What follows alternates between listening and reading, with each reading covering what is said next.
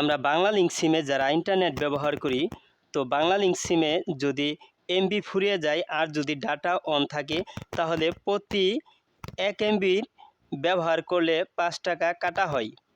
তো আমরা অনেক সময় কিন্তু এমবি ফুরিয়ে গেলে ডাটা অফ করে দিই। আবার অনেক সময় আমাদের ডাটাটা অফ করতে মনে থাকে না, ডাটাটা অন থাকে। সেক্ষেত্রে দেখা যায় কি, আমাদের মোবাইলের সিমের যখন এমবি ফুরিয়ে যায়, সেক্ষেত্রে মোবাইলের ডাটা অন থাকায় ব্যালেন্স থেকে টাকা কাটা হয়। তো আপনি চাইলে কিন্তু এই সার্ভিসটি আপনি বন্ধ করতে পারবেন। আপনার মোবাইলের সিম থেকে এমবি ফুরিয়ে গেলে ব্যালেন্স থেকে টাকা কাটবে না, যদিও আপনার মোবাইলের ডাটা অন থাকে।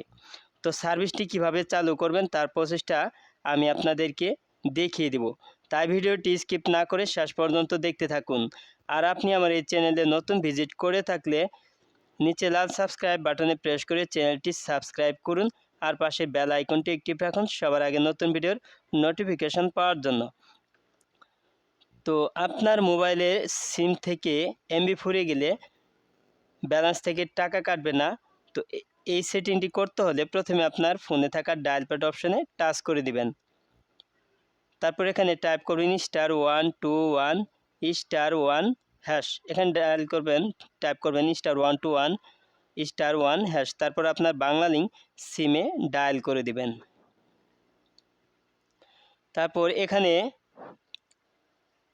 2 নাম্বার অপশনে দেখতে পাচ্ছেন ম্যানেজ প্যাকেজ। তো এখানে 2 উঠিয়ে দিয়ে সেন্ড অপশনে টাচ করে দিবেন। তারপর এখানে 1 উঠিয়ে দিয়ে সেন্ড অপশনে পুনরায় টাচ করে দিবেন।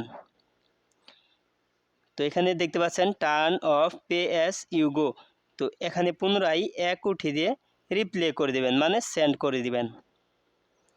তো অলরেডি সেন্ড হয়ে গেছে, request has been received successfully.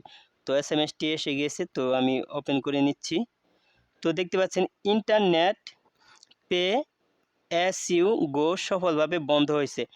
সার্ভিসটি পুনরায় চালু করতে 5 এমবি পর্যন্ত ব্যবহার করতে পারবেন, 5 টাকা প্লাস ট্যাক্স মিলিয়ে।